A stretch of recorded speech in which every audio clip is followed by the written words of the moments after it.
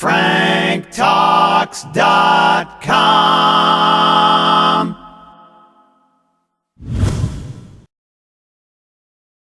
Remember to sign up for the Coping with Loss newsletter and get weekly supporting messages to help you manage your bereavement, grief, and mourning.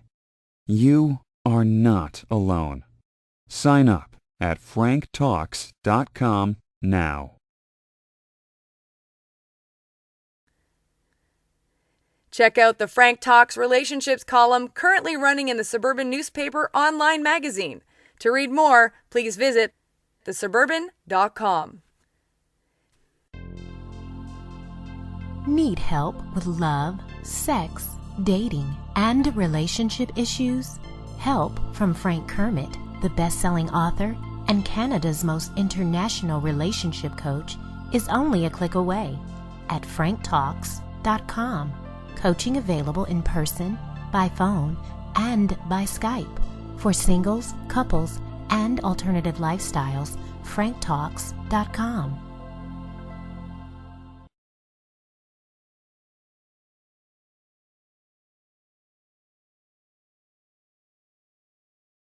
Relationships, sex, passion with Dr. Laurie Betito. Hear the show live weeknights 10 to 11 on CJAD 800. Welcome to Passion, a show about love, sex, and relationships. I'm Dr. Laurie Betito, clinical psychologist with a specialty in human sexuality. And tonight on the program, it is the Boys Club. Once a month, we invite the guys in, a panel of men. I'm surrounded by testosterone. Lots of it in here. So tonight, who do we have? I have my webmaster, Neil Kaminsky. He's here. Hello. We have our regular Passion contributor, Frank Kermit, and Montreal's biggest sports fan and husband of my very good friend, Erwin Lamberski. Hi. You like Hi. when I call you that, eh? I love it. You know so much about sports, it makes me it's very funny. Anyway, never mind. Okay. Is professional wrestling a sport? No, it's acting. Okay, It's good. Now that we got that out of the way. Although if Ryan was here, Ryan would argue with me. he would argue with you because he does, doesn't he? He does a show about that, right? Right. Right, not here, but on the web. So anyway, if our listener here, you can take part in this panel discussion. All you have to do is call in or text in 514-790-0800. Text your comment or question to the guys. You want to get a guy's perspective on anything to do with relationships or sexuality. They will talk to you, 514-800. So there's a bunch of stories that have come out in the news that I want to share with you and get a guy's perspective on this. Coming up on Thursday, though, or when your wife's going to be in studio, right, for the Passion View. So we'll get the female perspective on some of the same topics, in fact. So, okay, there's this article about, I'm not even sure where this is. I think it's in the States, where there's some bill. 24 women urge Governor Rick Scott to veto alimony bill. So, in other words, there's a bill called SB 78, which would put an end to permanent alimony and require judges to split custody evenly between divorcing parents unless one parent could make a convincing case otherwise. So this would be something that would be standard, I guess, right? And permanent alimony is forever and ever and ever having to pay your ex-spouse, I guess, right? So one of the a family law attorney said the proposal would likely be found unconstitutional because some of its provisions are retroactive. She says a new bill could not and should not be permitted to undo contract rights. Okay, that's from clearly from a legal perspective. So I'm not sure what you guys think about this, or if you know anybody who's been down that road. As a guy, paying alimony to a wife who might have raised your children and didn't go to work and stopped working to raise the family, and maybe the divorce happened 20 years into the marriage and the wife has spent 20 years devoted to the family. Do you think that that woman, let's say, deserves to get alimony for the rest of her life, including at this point, maybe not even getting child support because the children might be out, right? But to help support her because she's been out of the workforce for so many years. Child support is one thing. I mean, child support, yes, you still have a family and you have to support your family. And if your ex-wife in this case here is going to be staying home taking care of the children and not going out to earning a living, then you need to support the family as a whole family network, even if you're living there or not. Even the ex-wife, right? Even the ex-wife. But it comes a certain point in time when the kids get older that if you're physically able and capable of getting a job and working and maintaining a living. Nowadays, most families are two-income families. Right, except... And it's not like it was in the 50s and 60s where, no skills. Harriet stayed home and didn't, like Ozzie and Harriet. Except that what I hear from women is when they do stay home, they're out of the workforce, let's say, for 15, 20 years, it ain't so easy going back in. Their skill set is... it's obsolete. They need to relearn all kinds of new things. So it's not that much easier for the older men who are also competing in the workforce, having to raise enough money to support two households. Right. And one of the arguments and one of the reasons that people support this bill is how many of those ex-wives are in new relationships, living with a new partner, but because they are not legally married, still collect that alimony. Right. I know cases where the new couple getting together, refused to get married because the amount coming in from the alimony was more than what the couple made together. Right. So they said, no, we'll just live together. We'll have a life together, but let's not get married because we'll just live off your ex's money. Yeah. There's also the assumption that, it's the wife staying home and taking the alimony. A lot of cases nowadays, too, you have men who are collecting because sometimes the women make more money because there are women earning professions who, can make more money than the man does. Okay, but again, see here, somebody wrote in, and I don't know if that's a woman or a man who wrote this, but try getting a job at 58. Impossible. And when you look at divorce statistics, a lot of people are getting divorced later, like 25 years after the marriage, right? And maybe they haven't worked, and now they have to go into the workforce at 58 years old with very little skills. What are they going to do? Are they going to flip burgers? Like, what are they going to do? Make enough money to support themselves? I think it also comes to a question of who left the marriage. If the person being supported is the one who left the marriage, whereas the other partner was saying, no, let's try to make this work. Oh, yeah? But what if the person who left the marriage left because she was being abused? Well, that it can't be just based on who left the marriage. So I'm going to stay with an abusive partner because I want his money? But if that's the case, then there's the argument, if it was that abusive, why did they wait so long to leave? And now you want to collect alimony. Well, is there evidence? Is there proof? How many times do we see people going into a divorce settlement and all of a sudden these allegations come up when there was no abuse going on and ever reported before? Except that I've also seen that before. Then a time limit might make sense on it. Because why should you pay for it for life? Right. Well, a time limit, I think, does make sense, depending on the age of the person, though. But at 58 years old, like whether you're male or female, it's very hard to get a job for anybody. I would propose have it be based on the time of retraining. If it takes 2 years to be retrained for some sort of new profession, support your ex for those 2 years. But you've got to be able to be employable. The whole problem... There could be a situation exactly that the woman can just never find work. Right. Or the man could never find work. Right. But I'm staying silent on this because I'm happily married. I don't have to worry about things like this. Right. So, but sometimes we know people who live like this, and we, I don't know, maybe you're too young to have been exposed to divorces and things like that, but you hear some horror stories too. But I have seen, and I do know people who've been divorced, who have been, I'm thinking of someone in particular who divorced, I think when she was around 40. All right, 40 is reasonable. You can still get a job, but she'd been home for 10 years, right? So she needed to get retrained. So it was agreed upon that she would collect alimony for 5 years, would give her enough time to find her footing and get trained to do something, or at least find an adequate job to be able to support herself. And that's what I'm saying. I think it should be based on, if it takes this amount of time to be retrained, you support for that amount of time. And then if you're both going on your own, then you're both on your own. Well, okay, both on your own, meaning what? If you're going to end a marriage, Mm-hmm. okay, ending a marriage saying, I want to be independent, I want to be free of this person, but I still want to collect a paycheck from this person, it's all or nothing. But it doesn't work like that, though. The law doesn't work like that. I know the law doesn't work like that. That's But why there's a lot a of reason men. for it. That's why a lot of men are opting out of. Except, let me just point something out. Statistically, when they look at the people who divorce, it is the women who live in a lower standard of living than the men divorced. So it's not true.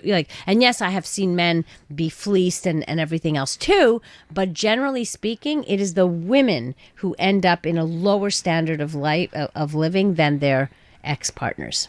Based on the fact that they aren't able to attract a new partner? No. Just based on I agree. just I also agree that financials. the potential to earn more income is less. Is less, because, exactly. There you go. And that's why. We'll take some of your calls on this topic, and we'll continue with our Boys Club here on Passion on CJD. You're listening to Passion with Dr. Laurie Betito, the podcast. Hear the show live weeknights 10 to 11 on CJAD 800.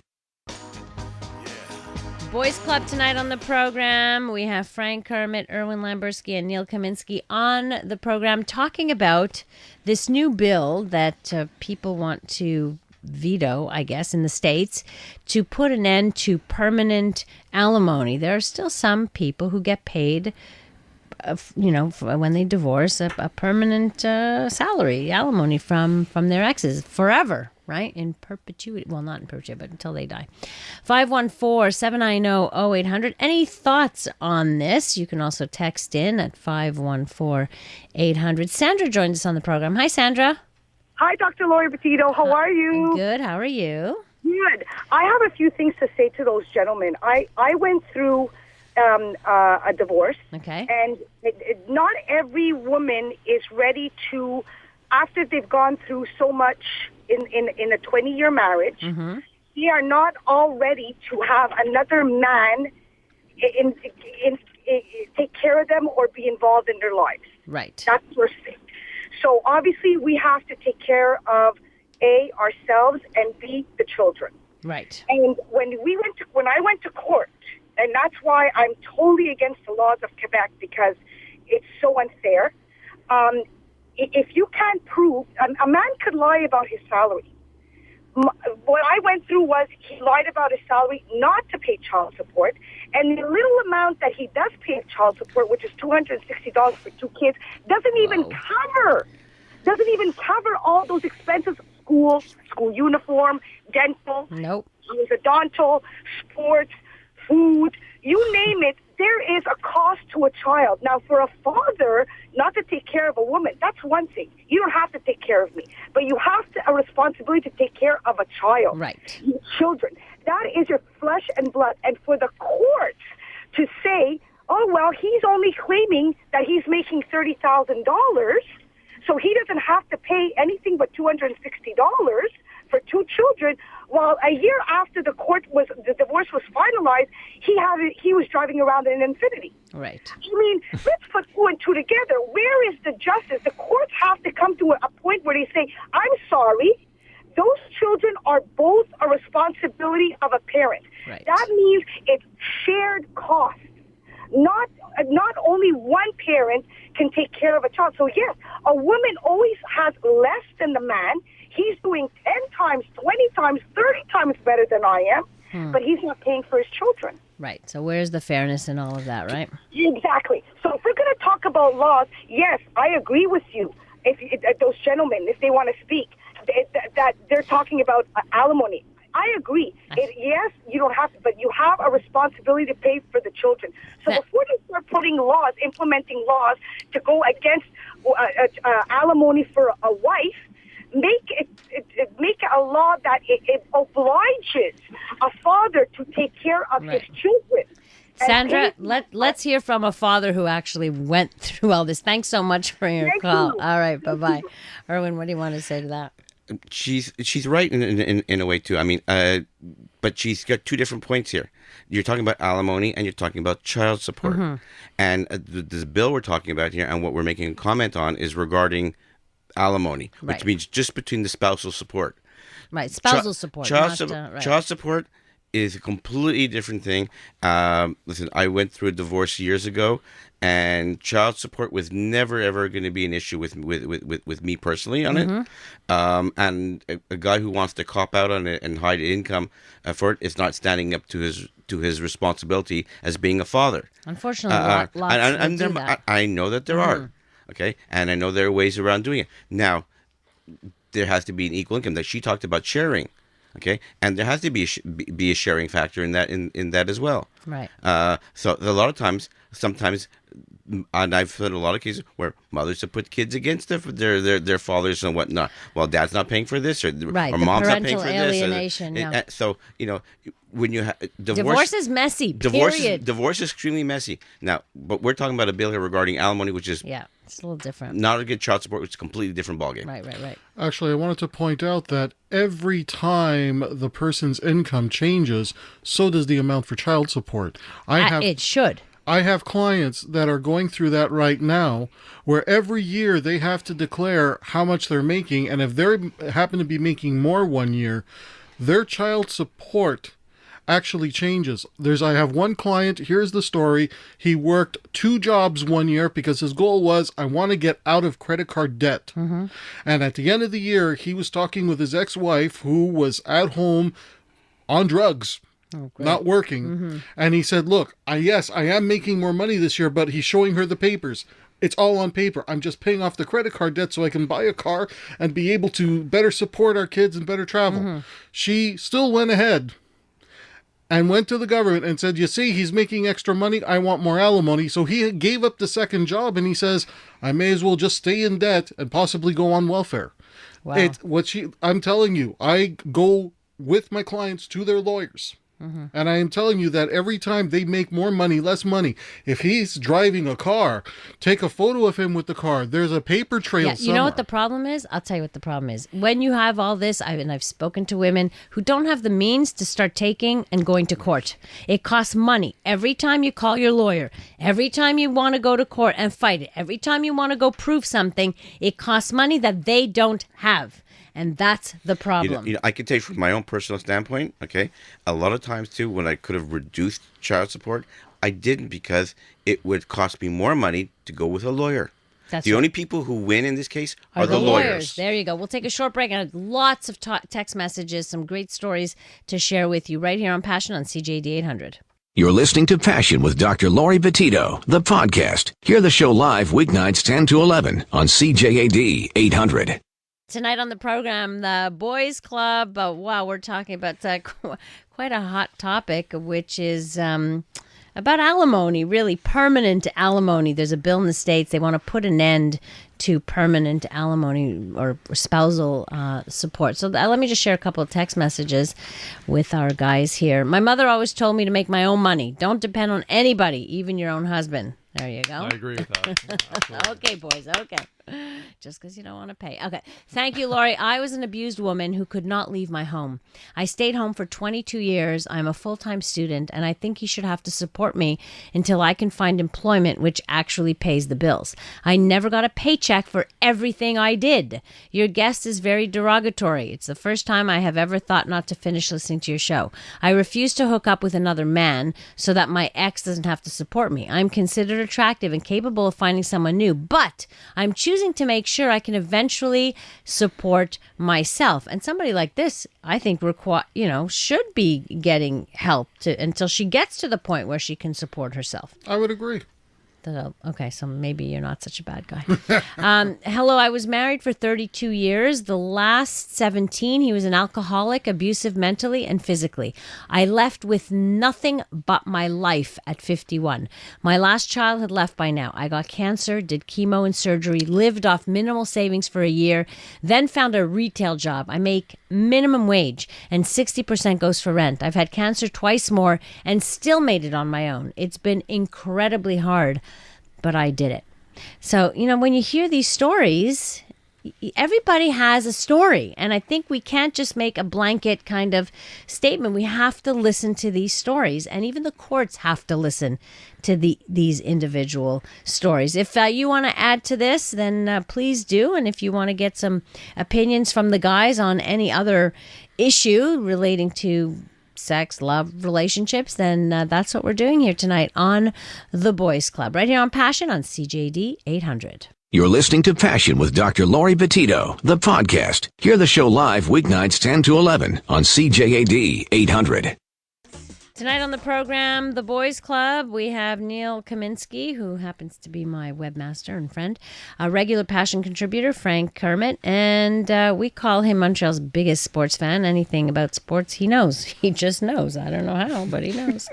That's Erwin Lamberski in studio. So we've been talking about spousal support and not making, taking away this whole idea of permanent spousal support or permanent alimony, which some people are awarded by the courts, it seems.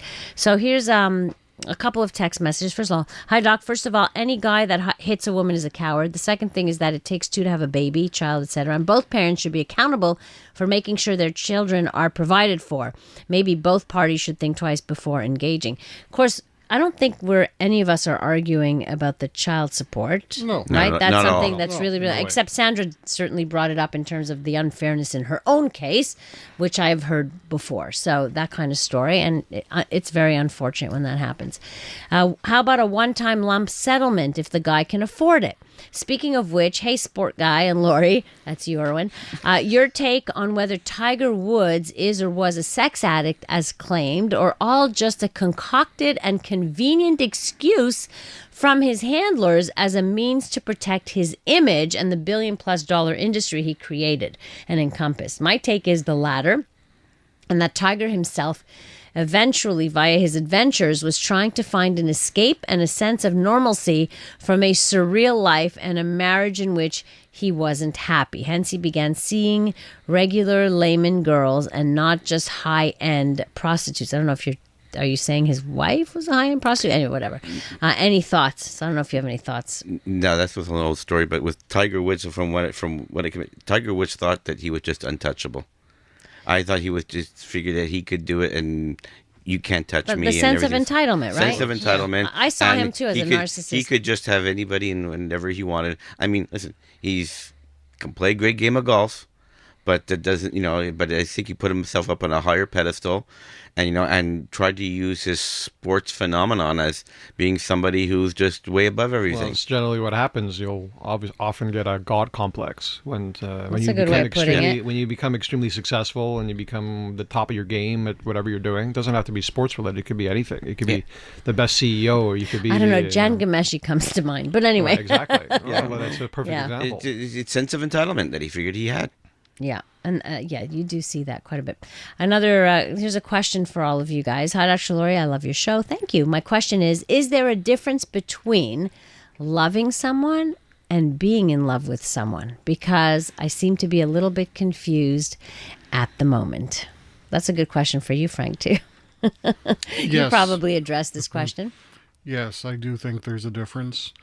When you are in love with someone, you will take them as is. You're in love with them. There's nothing that's going to change that, good or bad, that carries over. I have a completely different take on that. When you love somebody, you love them, and there's like, I love that person. There's that infatuation. No, I see the difference, the You opposite. see it as to the me, it's the opposite? complete opposite. When you're in love with someone, it's that feeling of being in lust with somebody. The high attraction, the passion, the beginning of a relationship feels very much like in love. I'm so in love. And when you really love somebody, that's when it's full acceptance of another person. And that's when love is at its deepest. So there's a difference to me, but there's a transition from being in love to loving. That's how love works. You can never be in the in love stage forever. That just doesn't work. But you move from being in love to just loving deeply your partner. That doesn't mean you don't have any more attraction. That attraction stays. You just don't have the same level of passion. When I was a lot younger, the idea that came into my head was the difference between having a puppy, a cute little puppy, and having a wife. So seriously, when I Okay. Oh, here we go. the way you'd think of your puppy or your pet was, okay, you love your pet, but are you going to love her like a wife? No. So that, to me, when I was younger, that's the way I kind of thought of the difference. Right. Well, part of it is the romantic love, right? So you're talking about like you love your sister a certain way and you love your wife in a romantic way. But this is why I made that distinction. But because when people break up, they can say, I still love the person, but I'm not in love with them. I'm sorry, but that's a bunch of BS, because that is my pet peeve. When I hear people say, I love you, but I'm not in love with you, so I gotta leave you. Right. So you don't understand that there's a transition from being in love to loving, and this is why people get hooked on the affairs that feed that in love. Oh, I'm in love with somebody new. Sure, because it's new. It's very new. So, yeah, we have to be very careful when we look at those two things. There's a transition. Well, it's not one or the other. What about when people use the term, I love this person, but as a friend? That's why for me, to say that someone is in love, that they're making that commitment, they're making that, I don't just love the person. I am in love. I am in commitment. I am all the way committed. Not just that. There's a difference I between. don't see it. I think there's a difference between when you feel like you can give yourself completely to that person, both Right. emotionally and physically. And you have to be all in love. Yeah. Yeah, all in. I mean, listen, I always say, when I turn around in the morning, I will turn around, you see your spouse, you're waking up with me. You want to be happy that morning. You want to smile and say, I'm very happy waking up every single day for the rest of my life this way every morning. But think about how you felt at the very, very beginning of your relationship. The beginning of the relationships is It's hot and heavy. It's hot and heavy. Yeah. It feels The romantic very phase. much in love. The honeymoon No, phase. but that's the feeling of being in love. And people confuse when that part goes away, they start to feel that, Something's wrong. Right. I'm no longer in love. Okay, I really care about this person. I love them, but that part is gone, and therefore I must question it now. And maybe I don't love them anymore. Maybe that's what's going on. So to me, we need to understand, and we need to teach people that the transition from being in love to loving. And that, anyway, to me, that's all part of it. So it's not about, do I love my partner like I love my sister? We're not talking about that. We're talking about within a relationship, being in love and loving within the same relationship, not comparing the two. Can we agree that aside from the terminology, there is a distinction between two types of affection? One where you really want to be with the person in a serious relationship, accepting them, and one where you are just, hey, I really like it for right now. I just care about you, but that's not love. That's not love or in love. That's neither of those. That's just, I like you. I like you. I like spending time with you, but I don't necessarily love you. I'm not in love with you. That's just it. A lot of people just won't understand that any relationship grows in different ways. There you go. Right? It's that So growth, right? If, for example, when you have children, your relationship will change again. Right. But your wife may not be there for you all the time because she's taking care of your child. Right. So if a man Gee, can't I'm glad understand, a guy brought that up. if a man can't understand that, then he'll have an issue with it, and often he'll seek something else to. Right. You're ignoring me. I'm not getting enough right. attention, right? All your And attention that's why is he on might the go on and kids. try to cheat. That's a possibility.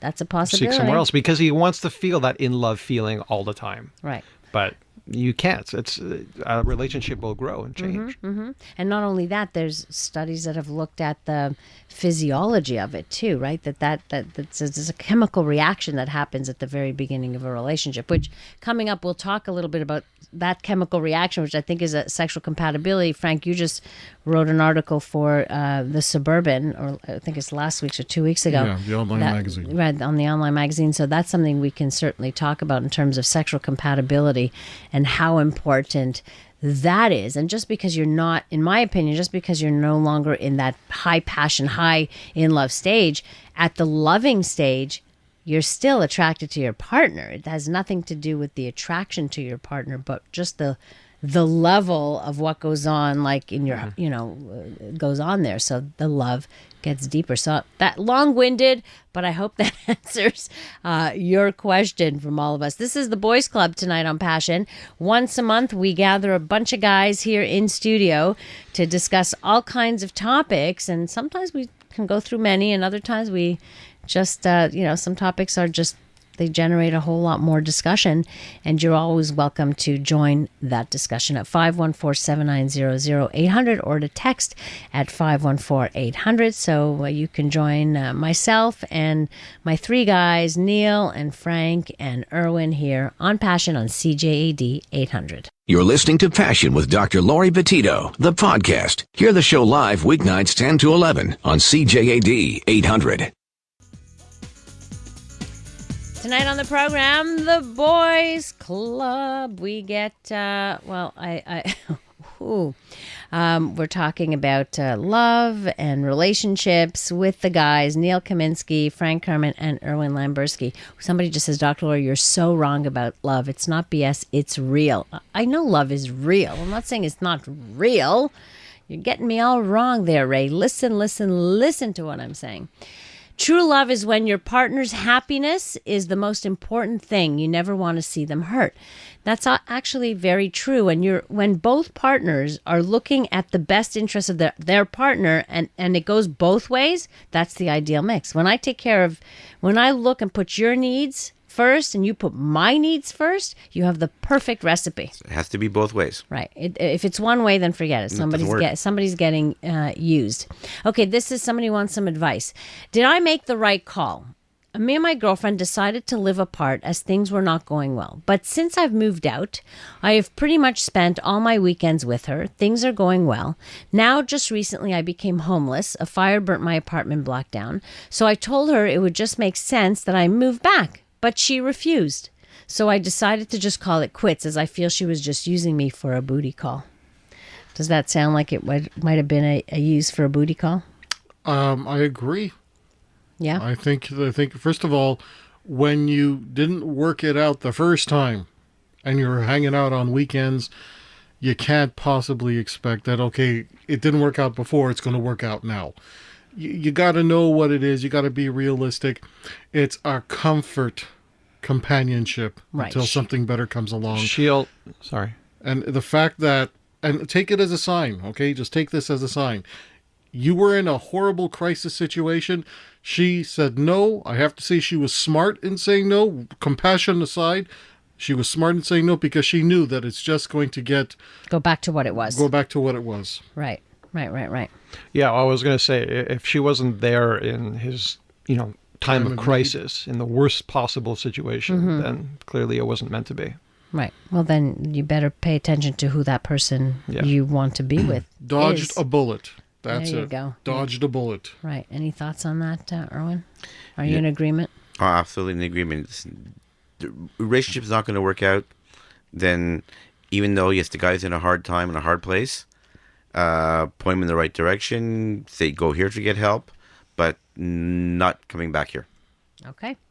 So Mark says, I'm having an issue with love with my wife. Dated 9 years, married 14, and I love her deeply, but not have the kids, house, cars, and grown-up life, and it seems she is having a hard time dealing with it. I'm not sure if I'm getting this, but looking back, she always had a problem with the difference.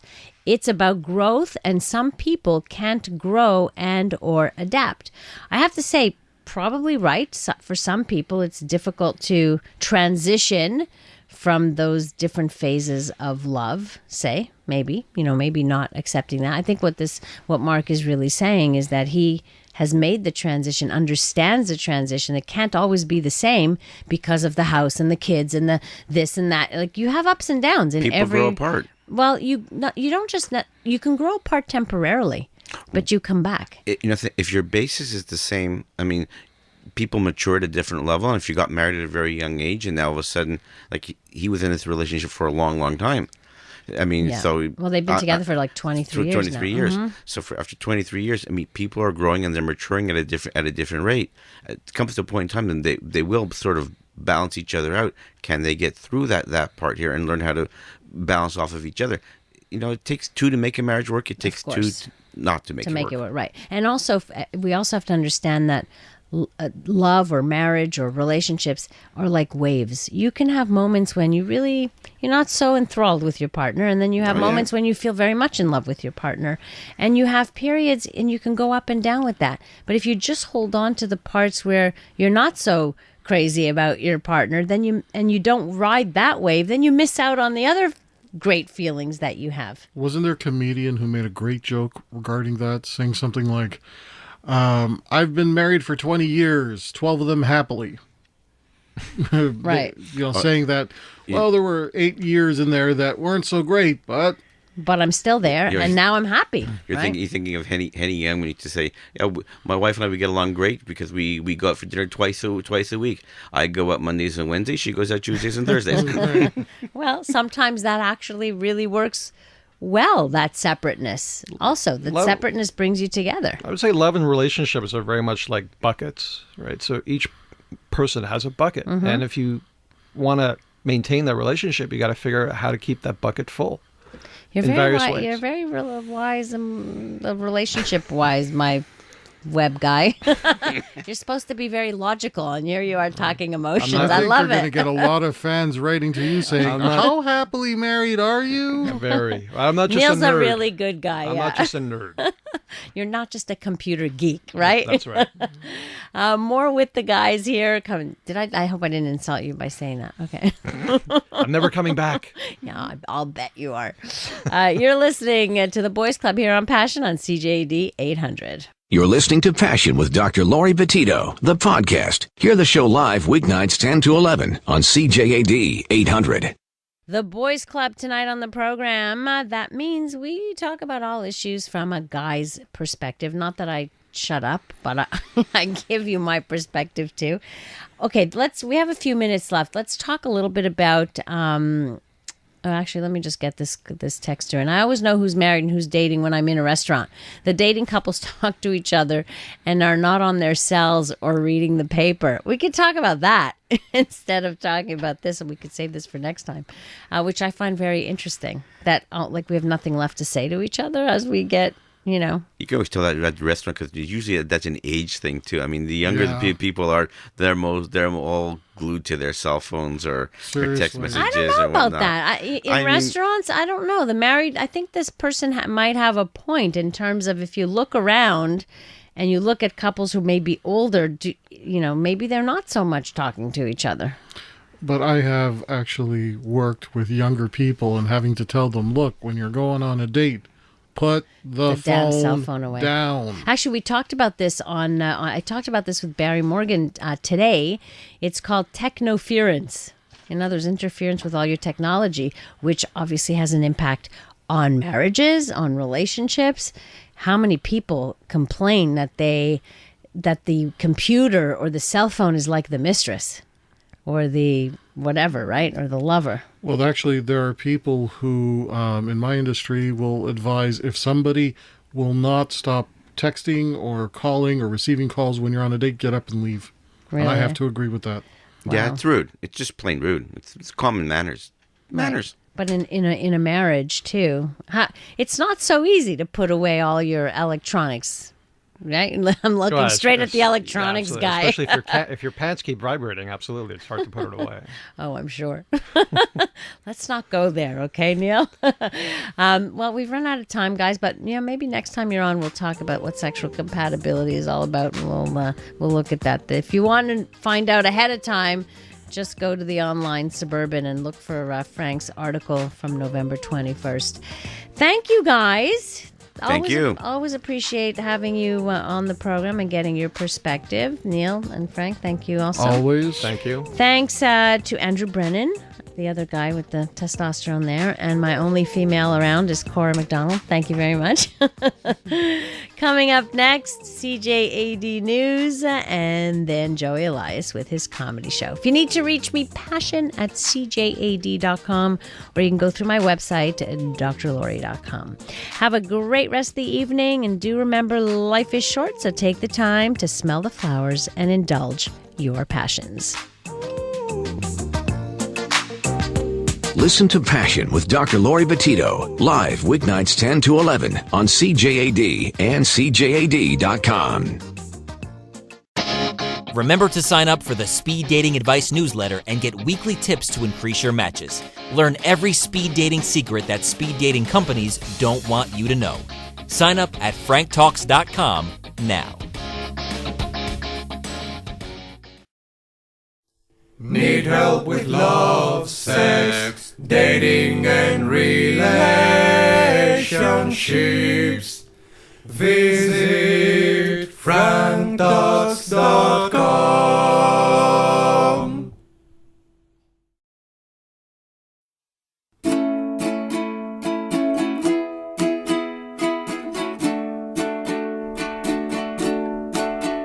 If you need help with your relationships, my buddy Frank, he's got some tips.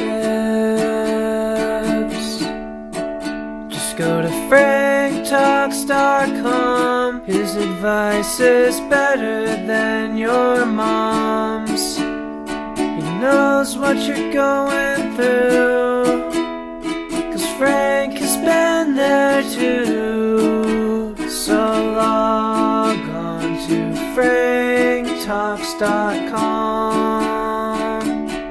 franktalks.com.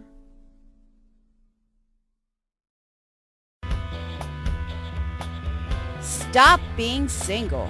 Remember to sign up for the Stop Being Single newsletter and get weekly tips about how to stop being single and how to start up a love life. Sign up at franktalks.com now.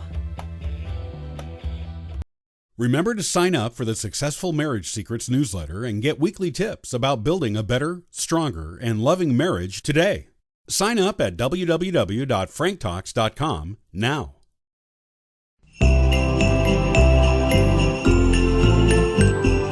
franktalks.com.